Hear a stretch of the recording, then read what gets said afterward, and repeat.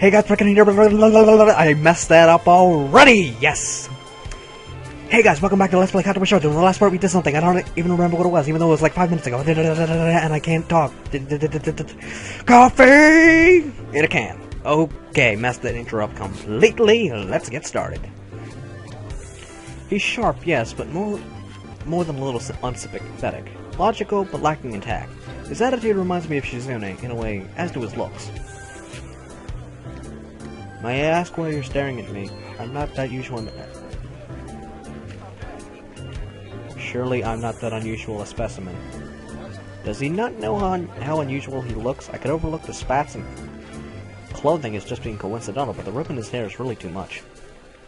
This is entirely beside the point, though. Sorry, you just remind me of someone. Why is this lagging now? There we go. Maybe not. Okay, more lag?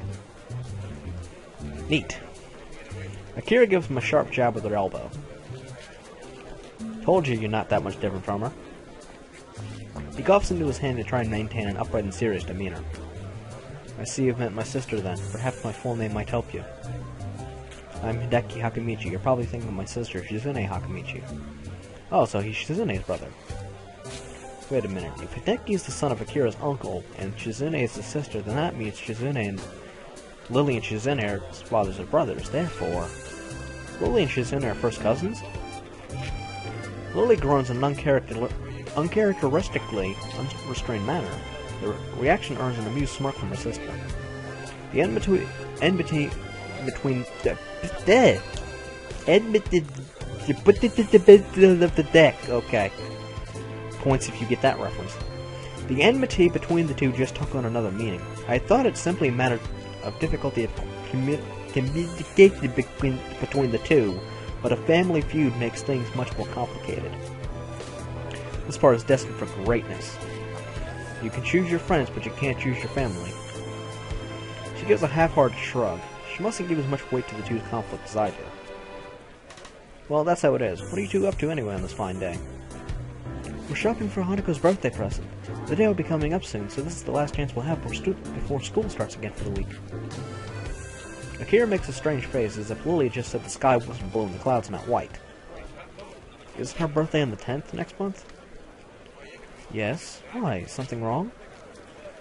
Akira's face seems to collapse. It's an utterly unbefitting expression for someone so rowdy and headstrong. The folks didn't call you yet? As Lilly shakes her head cluelessly, I looked at Hideki to see if he knows anything about this. A simple shrug is his only answer. For a moment, Akira ponders what to do before smiling once again. The fact that she can hide her emotions so quickly and effectively is unsettling. Hey, Shorty, sorry, but could you hang with Hisao for a while? He nods and waves her off. Akira placing an arm on Lily's shoulder, she guides her away and out of earshot. And so, I'm alone with Shorty. So, nice weather, isn't it? It seems so. I guess they dumped us. Indeed. What a farcical attempt at small talk. I've got no idea how to talk to this guy, and his robotic responses aren't helping. Blood's a stone kind of mind. Without another word, he begins to rock on his feet in an obvious gesture of boredom with this discussion. He really is like a little kid, despite his serious demeanor. Suspecting the conversation over, I decided to accomplish what I came here to do in the first place. I'm going to go search for a present. Coming? Not much else to do. In a little while, we come to a small shop beside a convenience store. For once, the store windows aren't filled with electronics and computer games, but dolls, stuffed bears, and all manners of woodcraft oddities. Othello's Antiques? An antique store? Well, if there's anything in this town that's in Hanako, I guess it'd be here. I reached for the old-looking door handle, but pulled back at the last minute as I realized my companion's gone adrift. Not coming in? I'll just be in the newsstand for a while. Don't mind me. His voice makes it painfully clear he has zero interest in what's in the store, and that he doesn't feel obliged to follow me.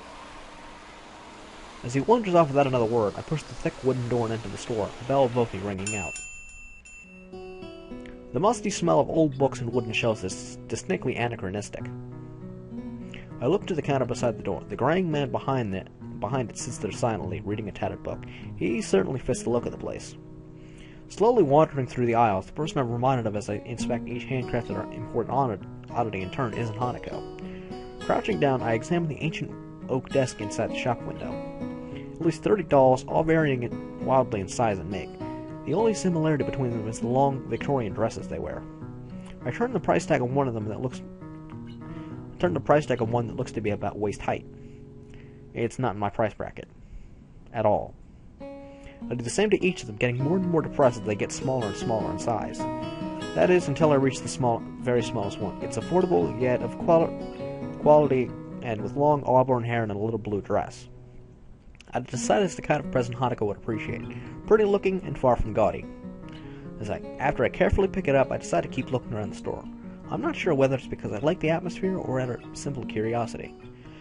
Peeking around the corner before I go to the next aisle, I see that the shelves in this one are stocked with wooden toys, from toy cars to intricate automatons. Tucked behind a line of nutcrackers, I notice a plain wooden box. It feels surprisingly light as I pick it up with my free hand.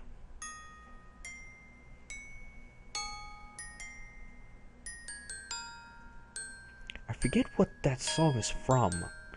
I want to say it's something having to do with Bach. Because I could check the soundtrack and see what it is. Yeah. Anyway, the lid only needs the smallest movement to pop open, the little metal drum inside beginning to rotate immediately. For seconds on end, I simply stand there listening to the palm-sized melody. As it plays, I take the tiny price tag in my fingers and bring it up to my face. The minuscule cursive writing takes some effort to read. It's affordable. Sort of.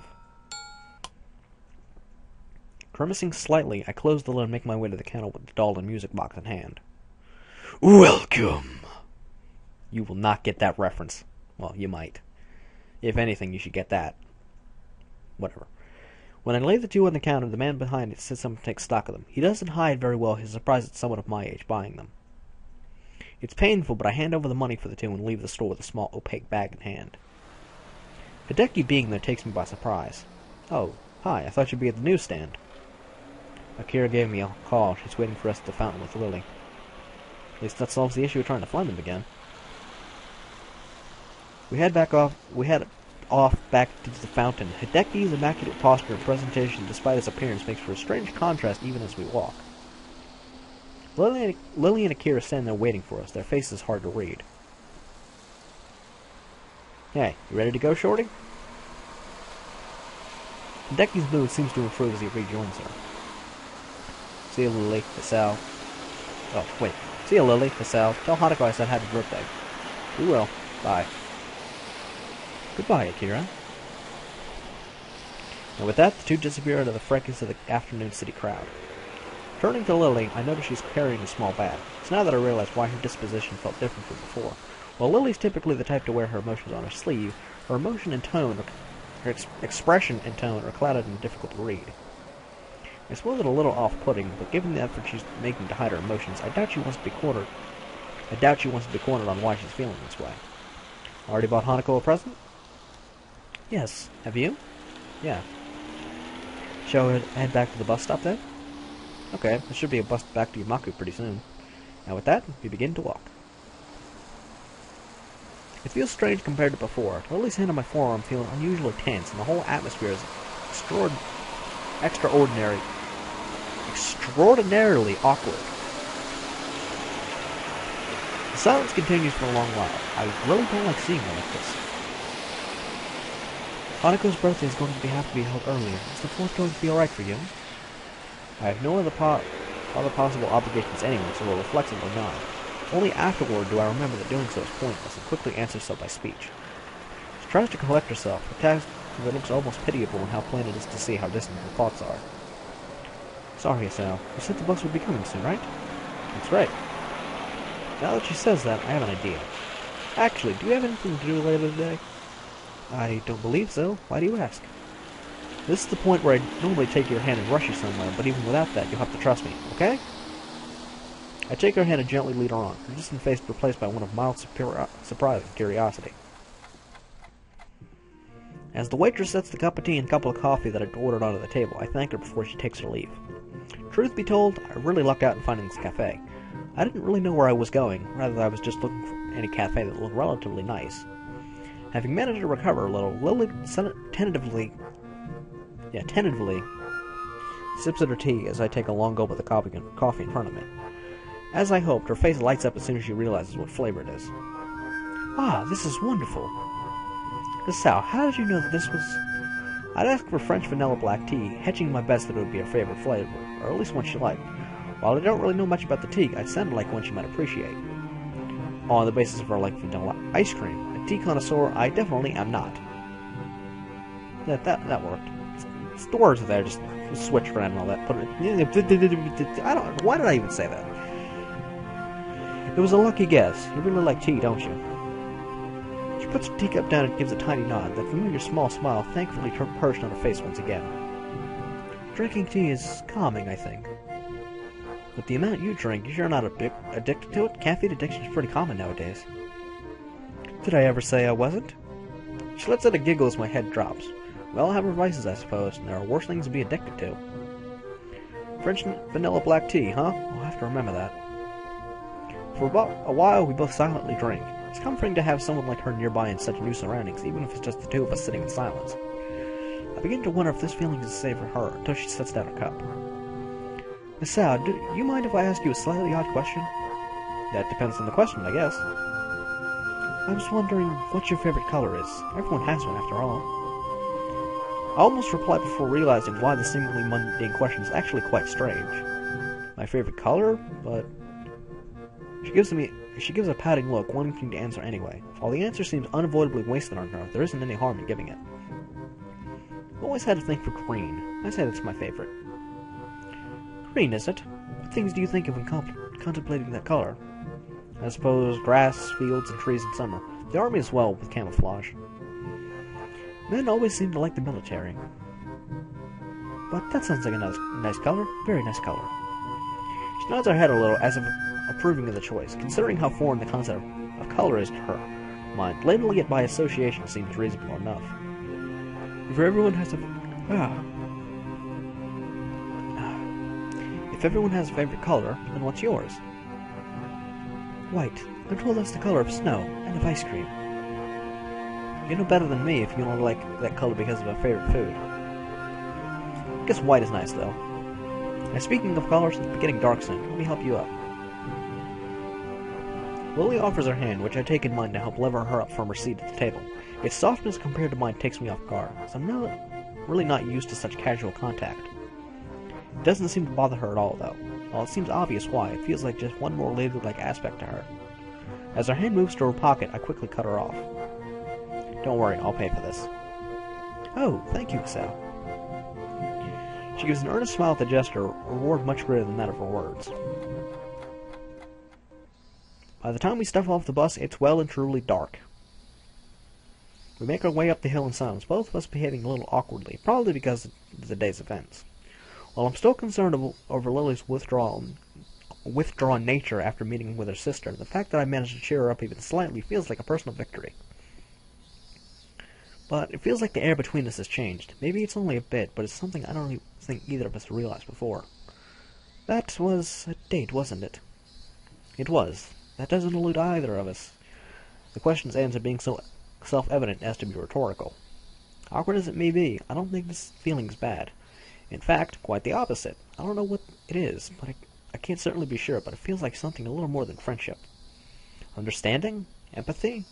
Searching for words to adequately describe it is difficult. Nonetheless. Would you like to do this again sometime, Lilly, without shopping for presents? The tentative question is met with the same look from Lilly as before. Her pale skin makes the rosy tint of her cheeks just slightly more noticeable in her face. Though still pointing to the street ahead of her, lowers. Just a little. Okay.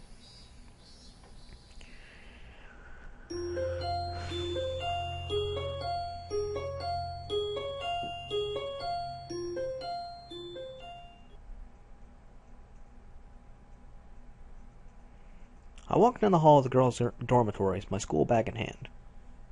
A doll lies inside, carefully placed on top of a small box. I've been carrying the box in there for a while now, still not sure what to do with it. This whole situation, come to think of it, is bizarre. While I've known of Hanako's upcoming birthday party for a while now, I had no idea of exactly what the celebrations would be until I found a single note left in the abandoned tea room earlier today. I hold it up and read it again. Yeah, read it again, double-checking the instructions. The plain black handwriting fairly legible despite Lily's blindness, clearly thanks to considerable effort and care. Hisao will be holding a party in my place. Please come at 6 o'clock to room 225 in the girls' dormitory. Sorry for notifying you this way, but I have class representative duties. Lilly Sato. Not reassured, I continued walking down the hallway until I reached Lily's dormitory room. I hesitate for a second, but eventually give 3 sharp taps on the door. A brief and muffled exchange of words can be heard from the other side. Listening closer, I can just pick out Hanako and Lily's voices. As they finish, Lily calls out, "Might that be Hisao?" "Yep, I got the note you left for me." "You can come in. The door's unlocked." Glad that I managed to get the right room. I press down on the handle and let myself in. As the door swings open, my greeting to them is souling from my mouth.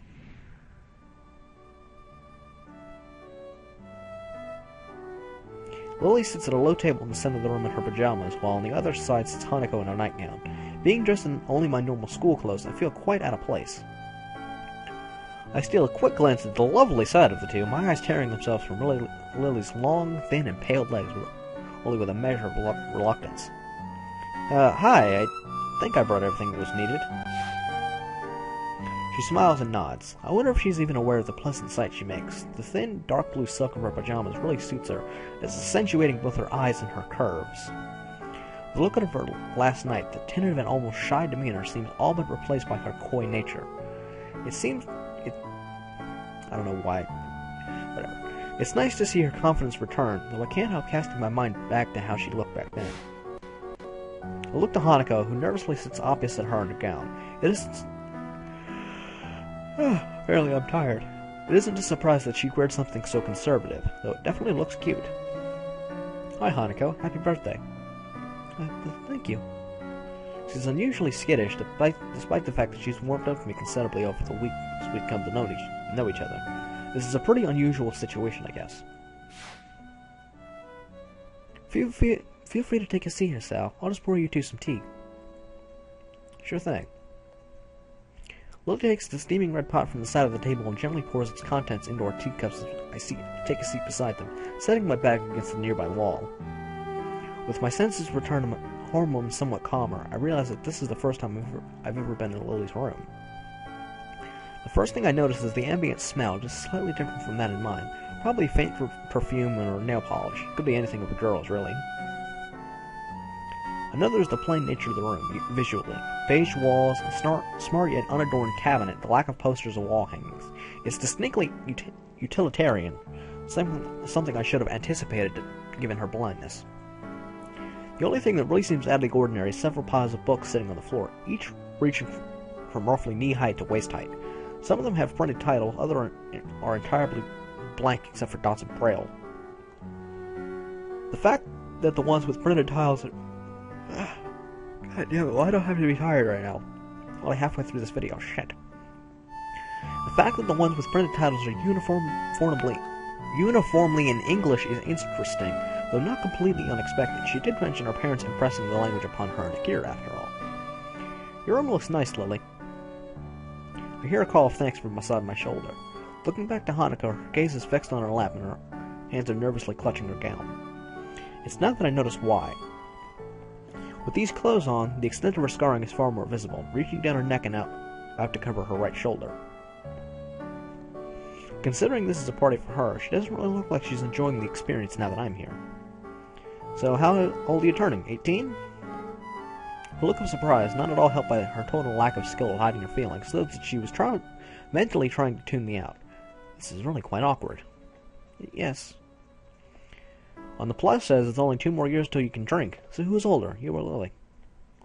"Lily. She had her birthday in February. What about yours?" "Earlier this year, so it already passed."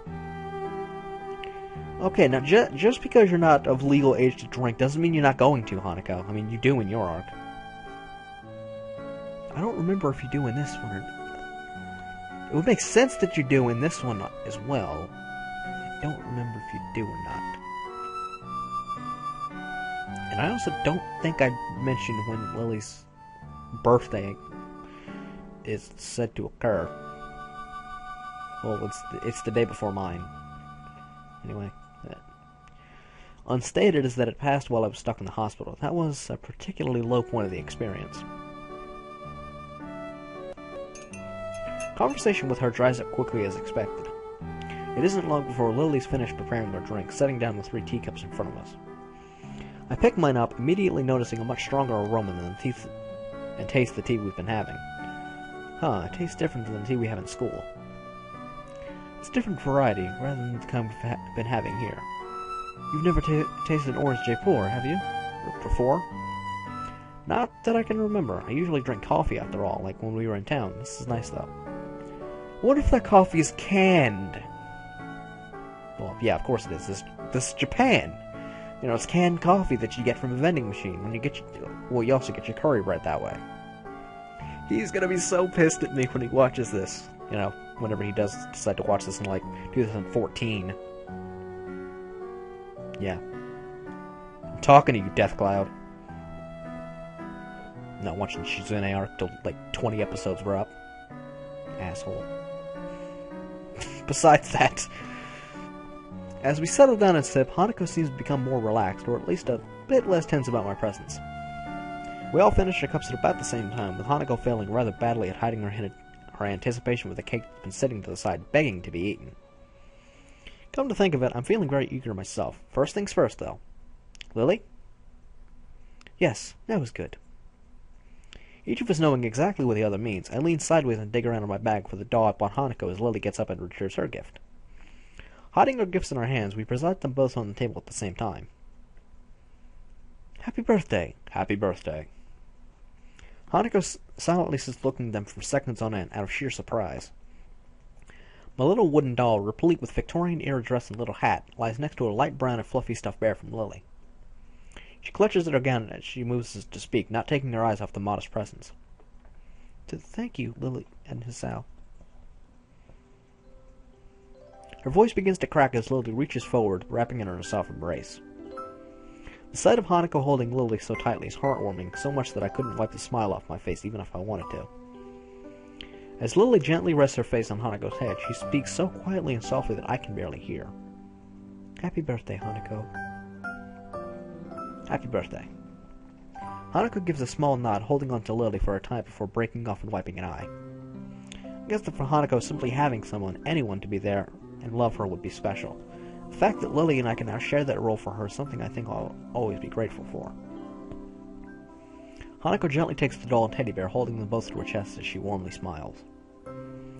For a long time, all 3 of us simply sit in happy silence. The quiet is not broken until Lily's soft voice beckons.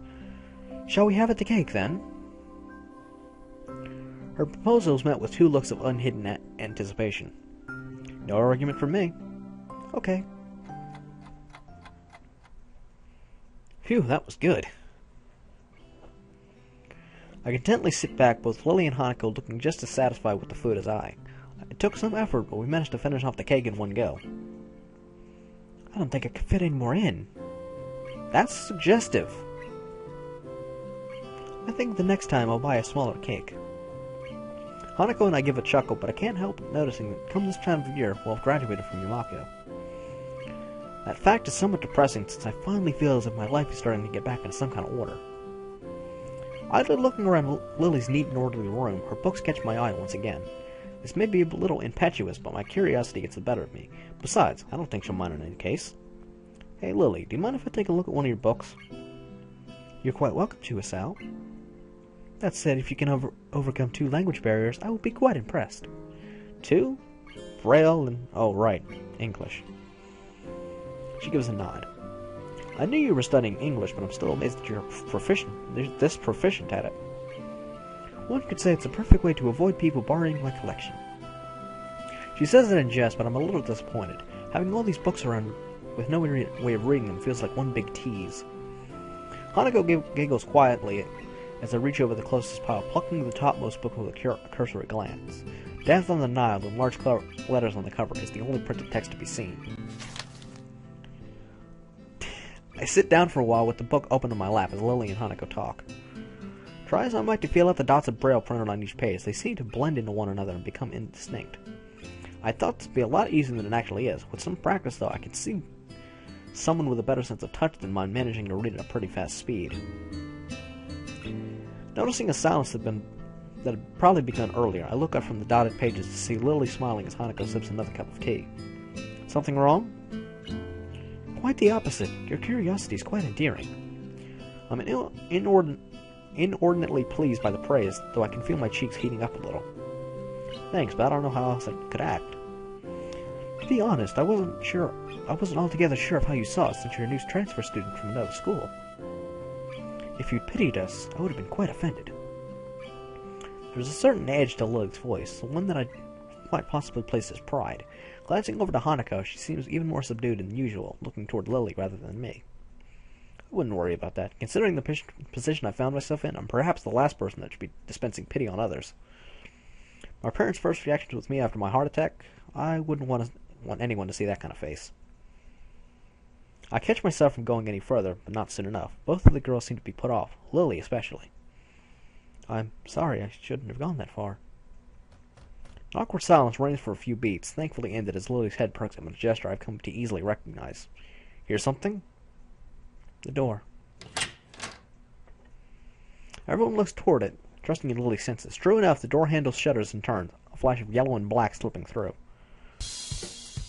Akira Sato's in the house! Happy birthday, Hanako! Thank you.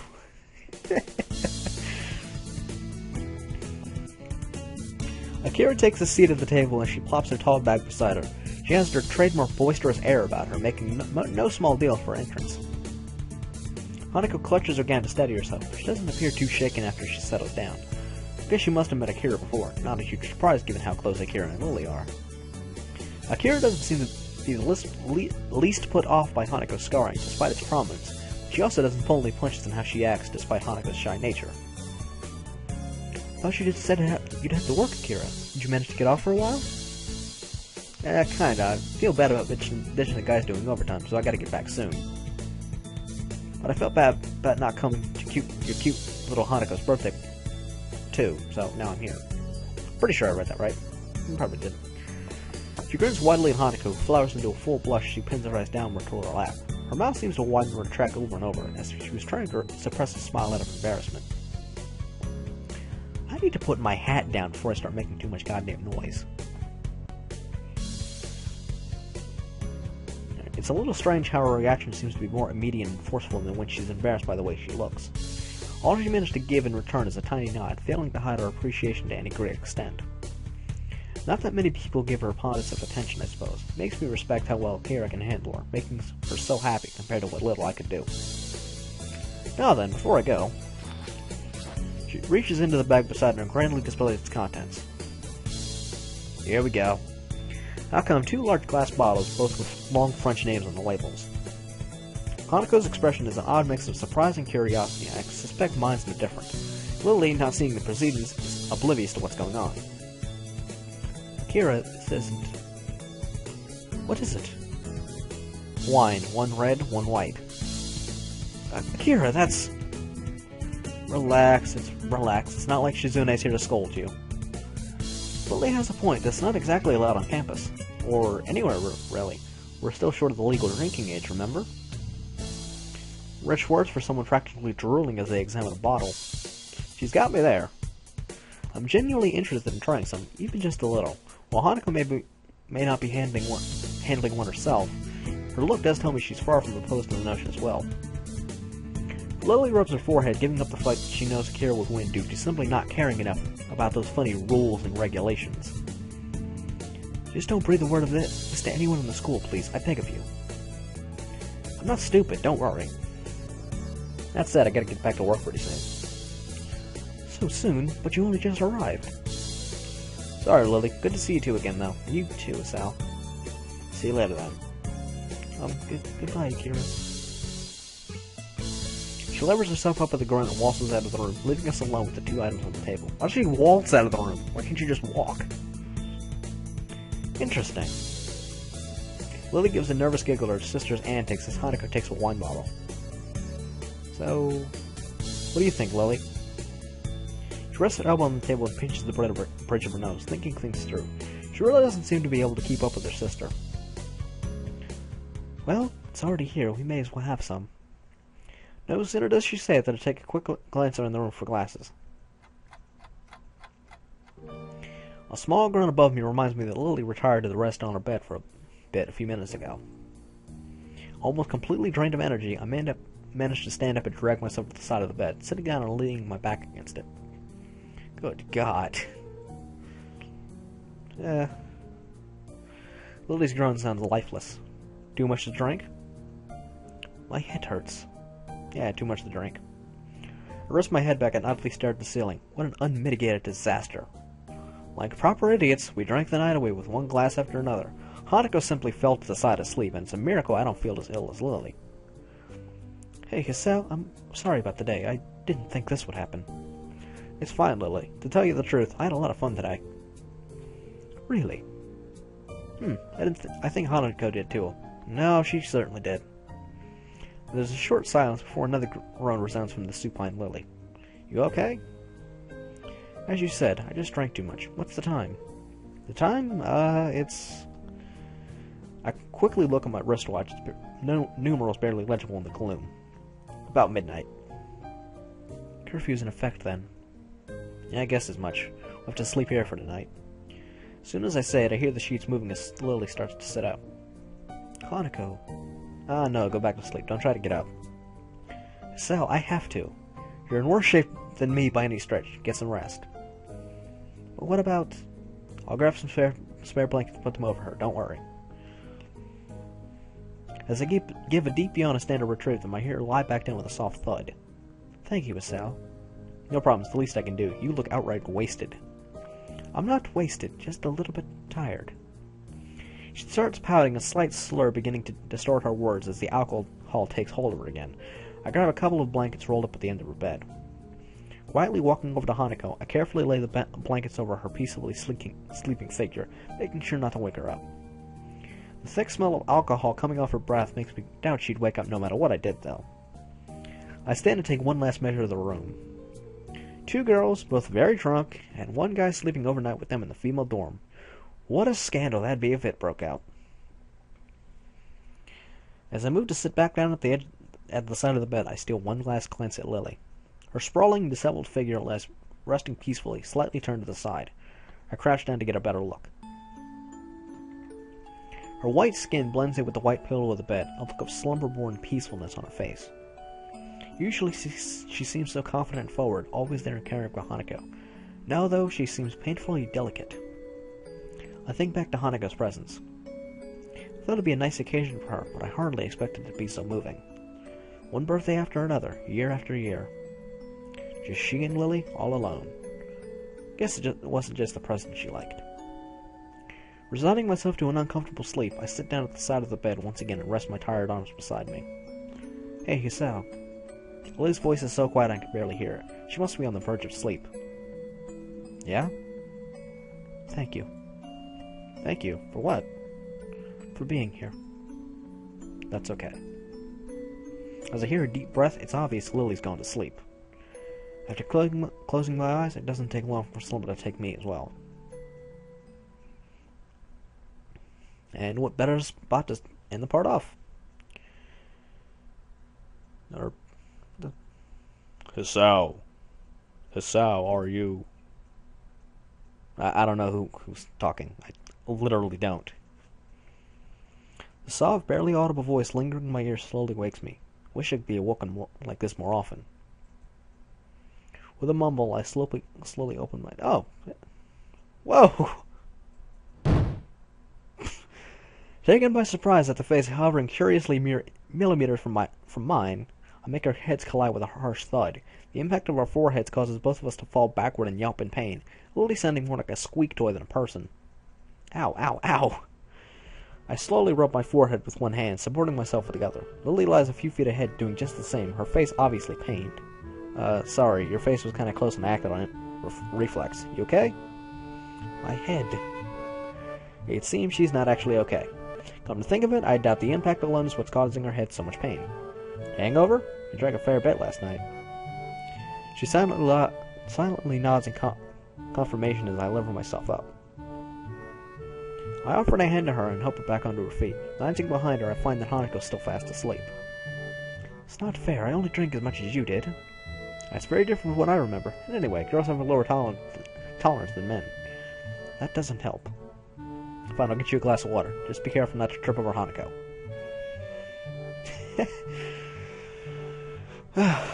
I'll end this part off before I end up going a full hour. Though you guys probably appreciate an hour-long part. I don't know. Next time on Let's Play Katawa Shoujo, we'll deal with our hangover. Yeah. So, until then, I'm Reckoning, you are the viewer. If you like this video, give me a like or comment. Like or favorite, drop me a comment. Most likely telling me to stop talking like a stupid person. Or, you know, something I can improve on other than my speech. And until then, stay classy. And I'll practice my speech. It's probably not going to help me that much.